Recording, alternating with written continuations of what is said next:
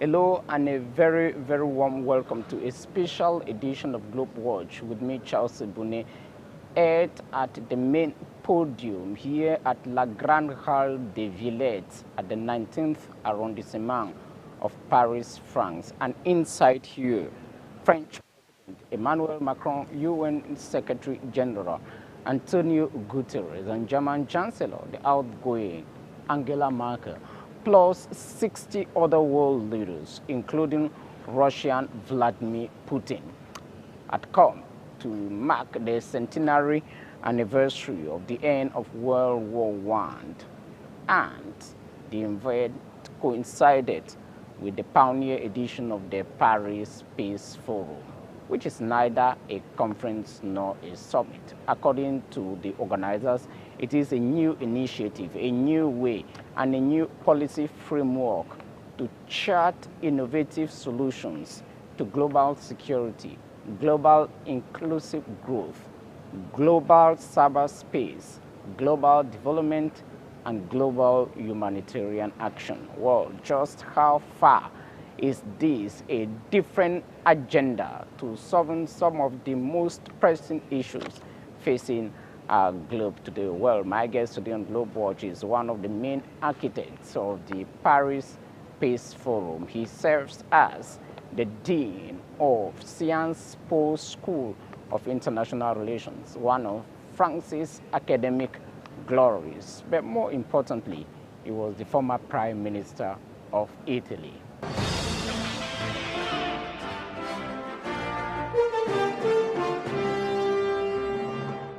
Former Italian Prime Minister Enrico Letta, welcome to Globewatch. Thank you. As a Prime Minister of a country that was deeply involved in the war, what kind of memories of responsibility do you have of World War I? You know, I was really very impressed by the statement that Antonio Guterres, the Secretary General of the UN, made at the beginning of this great event. He said, we have to hear the words of the last soldiers of the French army who survived. And he was an Italian immigrant. His name was Ponticelli, Italian immigrant, and he said once to the schools, we didn't know why we were fighting. I think this is the shame of the First World War. It was a war, a disaster, millions of died people without any reason, without understanding what was really happening. I think we have to take memory of this disaster to avoid in the future similar disasters. The First World War was, of course, a disaster, plus 20 million deaths, plus 100 million others died because of wars associated to it and diseases that emerged. When you listen Emmanuel Macron talk, Angela Merkel talk, all the main actors of the Paris Peace Forum and the centenary anniversary of the end of World War I, and you rewind the tapes of history, if we were in the France of 1918, we'll be talking of Judge Clemenceau, and what actually do you think was the principal cause of the war? Nationalism, as they have indicated? I think it was nationalism, and I think Macron and Merkel, they were absolutely right, pushing in their speeches at the very beginning of this event the big risk to have a new rise of nationalism.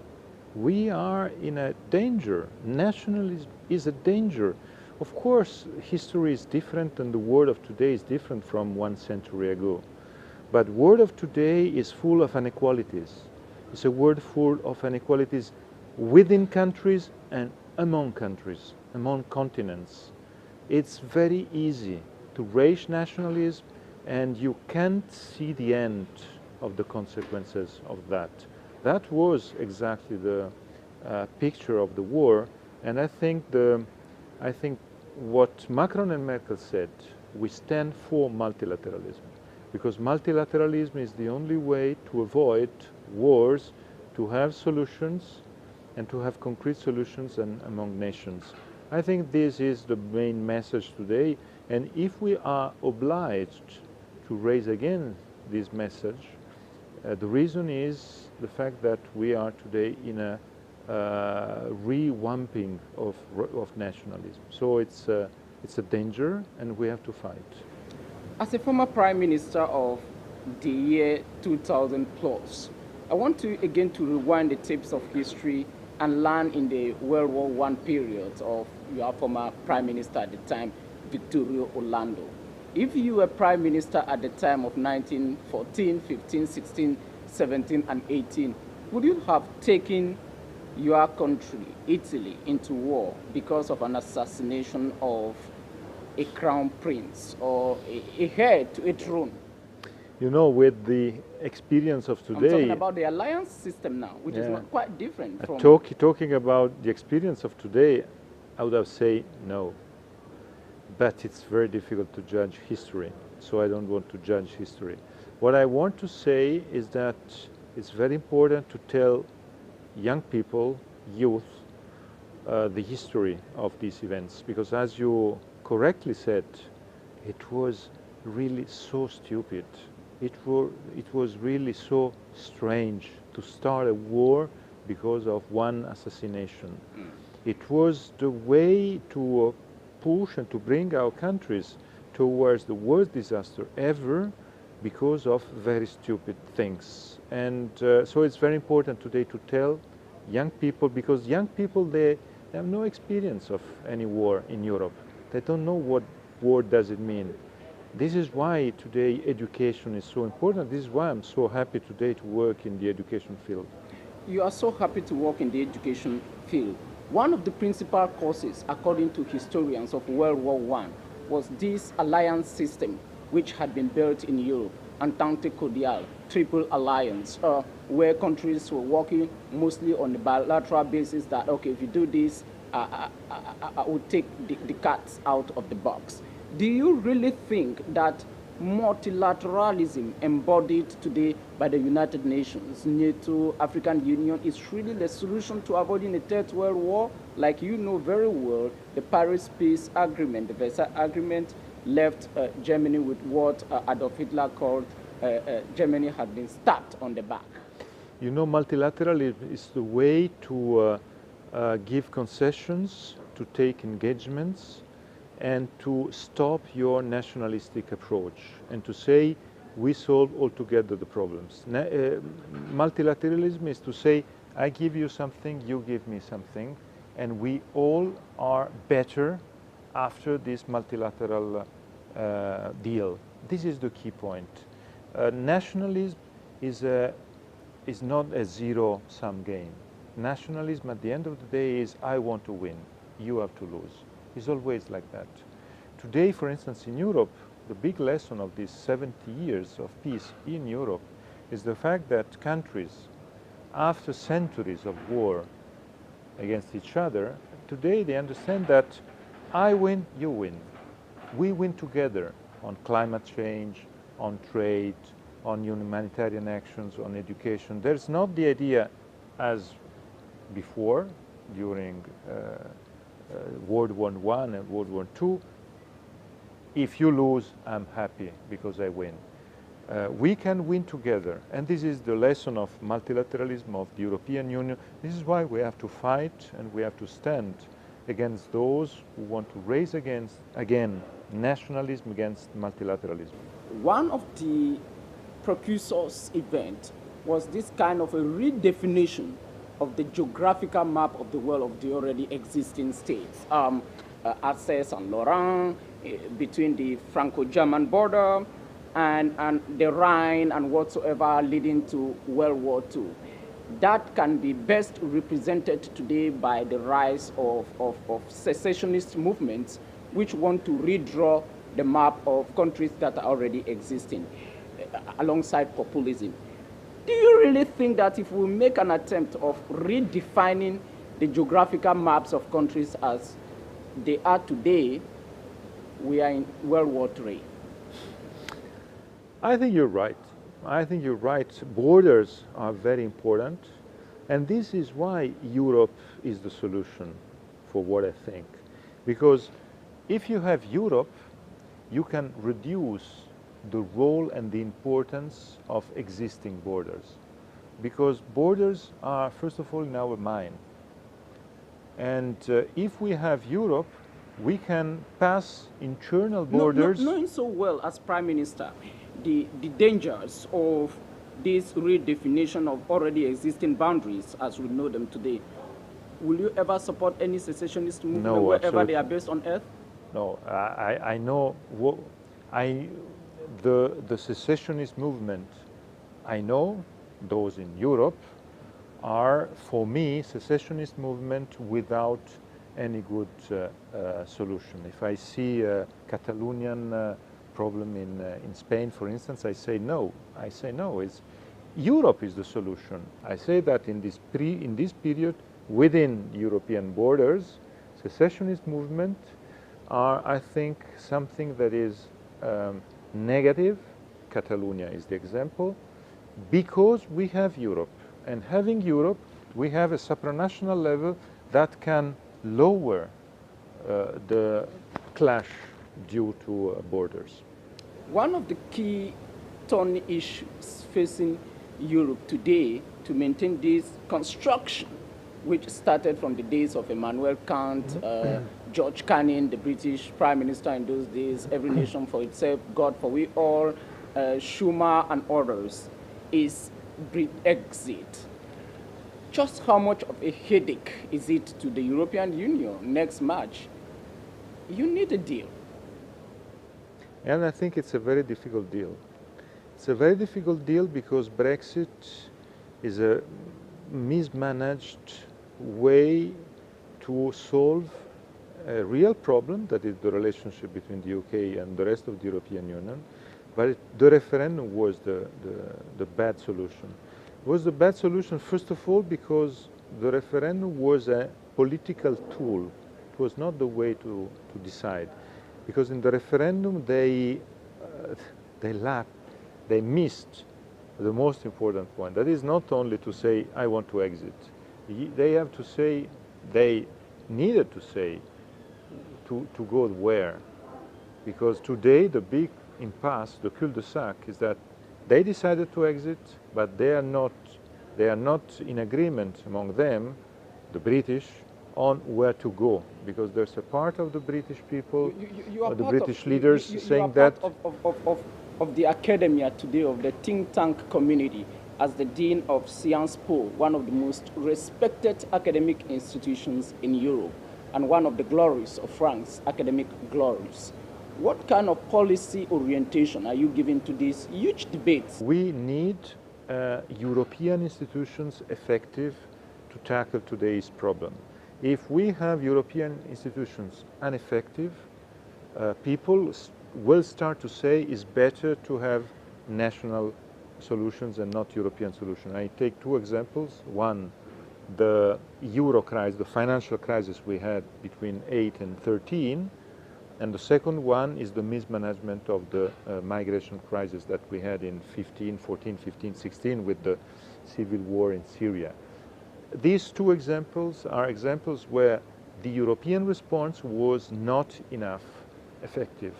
And that was very negative for the dream of the European integration. This is why we think that, and we push, as Sciences Po, we push very much in the direction to say we need effective solutions. We need a European Union with a toolbox ready to tackle in an effective way these problems. If not, our people will start to say national state is better. Most analysts think that your country, Italy, is the next to do Italy exit because you have a populist government in power of Salvini, the interior minister, and other, the five-star movement. Do you see the possibility of that? Are you afraid of your country leaving the European Union? You should be the third economic power of the Union. I'm not afraid because I know that my people, our people, want to stay.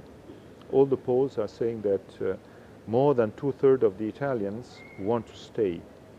They are not happy of the present situation, of the present European situation, but they want to stay. They don't want to leave the Euro or the European Union. One of those topics that make them very unhappy is the migration issue of this influx of migrants from Africa, from Asia, from the Middle East. You even see how things are turning against the German Chancellor Angela Merkel because of this migration policy.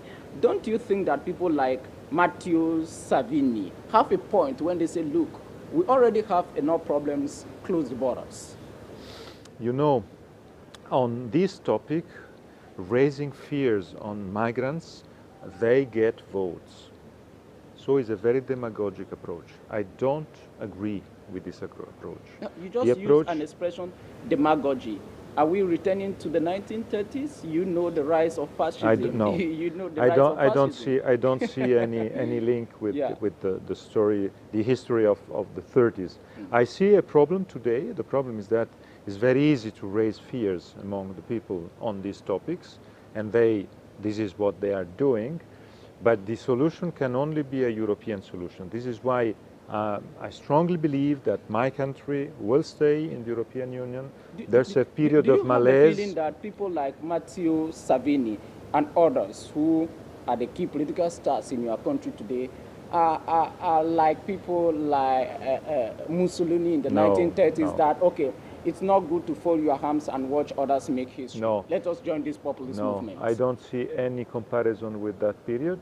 And I know that today our people, the Italian voters, are supporting them. So it's a problem. I'm not happy with this solution, with this situation, but I know that they are supporting them.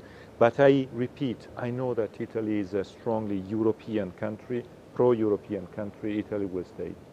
I watched the Secretary General of the United Nations just behind where you and I are seated, prescribing the kind of model of the world we should have today. We should have sympathy to the refugee community, plus 66 million today, the largest number since the end of World War I. And he gave his own experiences as former UN High Commissioner for Refugees before becoming the Secretary General of the United Nations. What concretely should be done in Syria, in Yemen, in Somalia, in Eritrea, and in other parts of the world where there are conflicts to stop the rise of the refugee community? You know, the problem is a political problem, and the political problems there are coming from the division within the Security Council of the UN and between the main powers. So they are divided, Russia and the US, the Europeans and Russia. So we have to oblige them to be together and to find a solution. Without this solution, you will continue to have refugees and disaster. Do you have any sense of responsibility or failure of not putting this issue at the end, from the beginning? Yeah. The European Union has a responsibility. The you US. Remember the famous red line by the Obama administration, and you used to sit with him in the I same table there. to discuss these issues with him. Do you think that there is a sense of collective failure from the beginning? It is instead of blaming Trump and Putin today? It is a collective failure on Syria. It was a collective failure.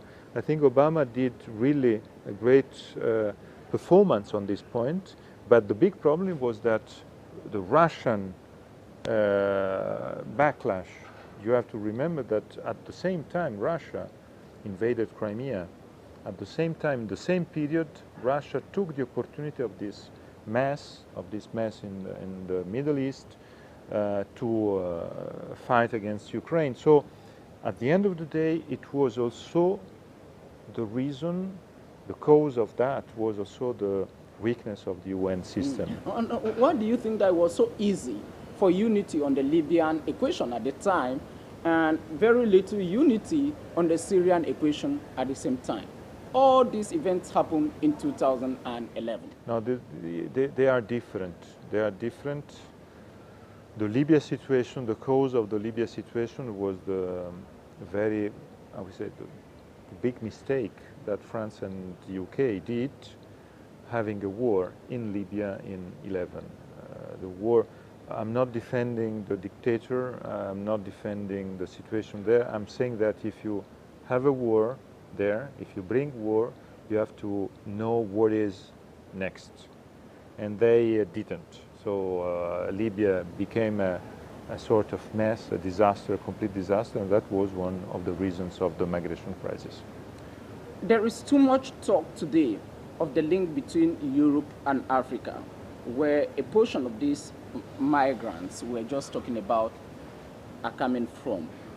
Italy is one of the most affected where you were prime minister. What concretely did you do when you were prime minister to find a definite solution along the borders to give a human face to the migrant issue? My government created, and I took the responsibility to create Mare Nostrum. Mare Nostrum was the only big military humanitarian mission that in Europe was created with our Navy.